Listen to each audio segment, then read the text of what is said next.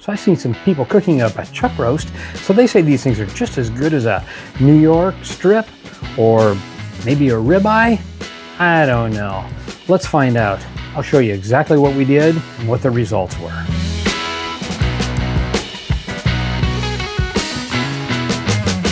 So the first thing that we want to do is we want to tenderize this meat. We've got some beef chuck roast boneless large pack, the value pack. This came from my local Winco grocery store. I paid $4.98 a pound. So these have some pretty good marbling in. So I'm impressed by that. There's some good fat striations that run through here, so that's good. But you can see where this is a whole bunch of different muscles. We've got one here, here, around, kind of through here and down here. So what we're gonna do is we're gonna tie that up so that we can ensure that it's all gonna stay together when we cook it. So we're just gonna drop some butcher twine around here. There we go. So that's step one completed. We're going to save this guy for another project.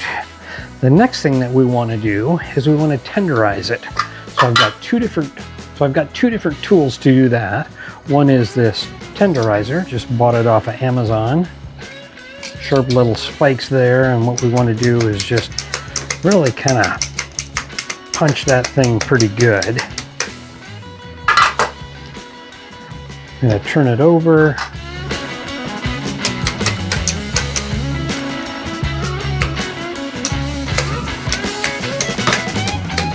So what that's going to do is it's going to enable us to get some salt down inside of there.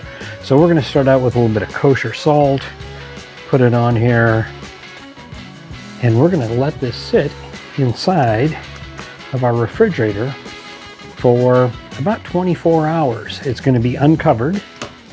So that's going to enable the salt to get in there. It's going to give a little bit of a tackiness to the outside as it draws some of the moisture out.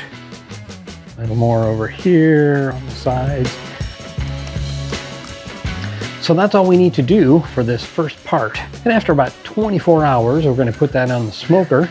And after we've reached an internal temperature of about 215 degrees, we're going to bring it out, probably drop it in a cast iron and give it a reverse sear on there and lock in all those great juices. Let it sit for a little while, and those will allow the juices to reabsorb back into the meat. Then we're going to cut into it and eat it and see what we think. For $5, is this going to be a great steak? We're going to find out. All right, look at that. That is just really beautiful. You can see all the intermuscular fat in there. This is just great marbling on here. I am super impressed with this. We've had this sitting in the refrigerator, just had salt on it. It was uncovered, so we can make sure that that salt really does its job to pull a lot of the moisture out, to penetrate into there. We tenderized this first, and now we're gonna put it in the smoker. Smoker set up for about 260 degrees. We're gonna put it in the top shelf, and we're just gonna let this go until we reach an internal temperature with a probe of about 115 degrees.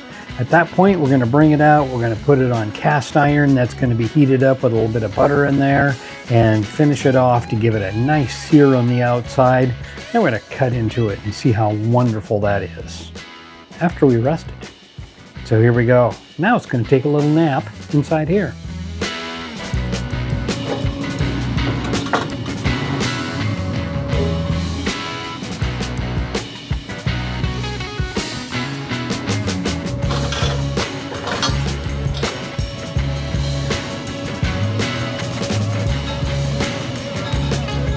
With that probe in there, we're going to be able to have a great idea of what that internal temperature is.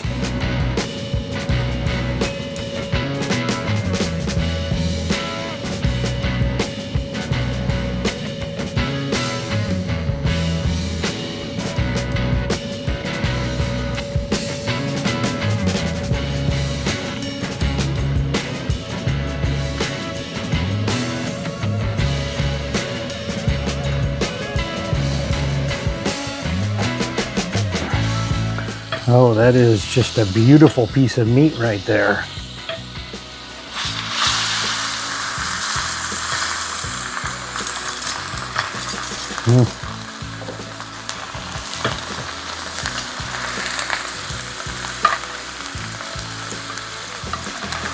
We're just going to spoon this butter over the top.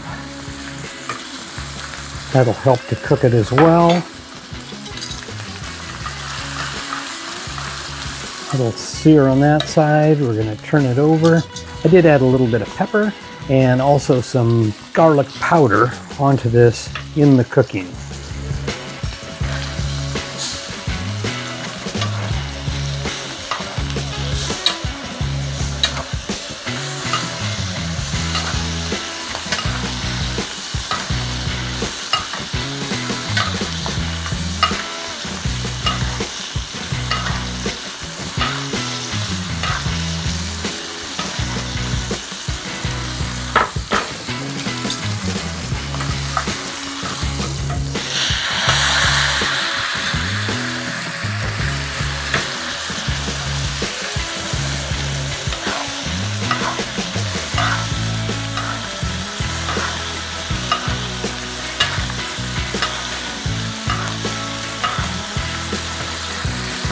One thing that is really interesting is as I spoon that butter over the top, you can just see where it just goes in between. If you remember back earlier, that we had a lot of intermuscular fat, we had some kind of striations of fat that go through there, because these are all different separate muscles that are all combined together. That's why we had to put the string in, is to hold them together. But since they do have a little bit of room in between now, as that fat has rendered out, I think what we're seeing is that that butter is just going right in between those different muscles. Okay, we're there.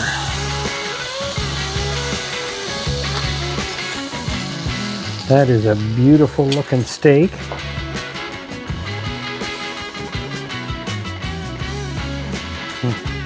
We are right around 130 degrees on that. That is looking beautiful. A little bit of aluminum foil over the top there. That's going to hold a bit of that heat in. We're going to give it a few minutes to rest, and that way all those juices will reabsorb back into the muscle fibers. We're going to cut into this and see if we can cook a pot roast and make it taste like a ribeye. All right, here is that moment of truth. I do like to have a little bit of sea salt to finish my steak, and a little bit of butter, but we definitely took care of that with the butter. So there's that sea salt. We're going to cut these strings off. Okay, here we go.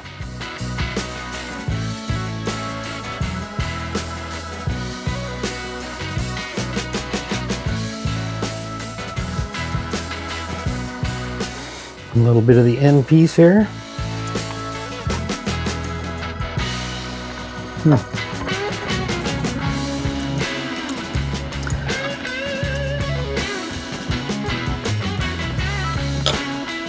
Look at that. Good juices to it. So here's what I have to say. Taste, absolutely awesome. I mean, this is beefy, meaty, just terrific for the taste. It is a tough steak. So as a steak, not so sure that I'm going to put this up against something that's really tender. It's definitely not a fillet where it's got very little intermuscular fat, but this has got so much more flavor than I would experience in a fillet. I was hoping that this was going to be something where I would say, hey, you know, get this instead of a ribeye or a New York strip or one of those higher priced cuts. I think the taste is there again, but I don't think that you have it with the tenderness. I like the smoke on there. The smoke that we did on this, that turned out really good. We were probably in for about 2 hours or so, 225 degrees. I think it did a good job to impart that smoky taste to it. Just in the end, it's just not a tender cut. I think I've tried all the different muscles in here to see if one of them is a little bit more tender than the others. Not seeing that. Hey, you know what? You win some, you lose some, you got to try a few different things. I'm here to experiment and give you information on what I find out. Hopefully that helps you as you go out and figure out what you're going to cook. If watching these videos is a benefit to you, hit that subscribe button, hit the like, share it with a friend. Maybe you tell your friends, take a look at this. That's why I'm not going to try to cook a pot roast as a steak and expect that out of it. The taste is there, yeah, but not the tenderness. So in the meantime, figure out, look at all my other videos out here. You can find something great and go cook that in your backyard this weekend. And from Barbecue Plus, thanks for watching.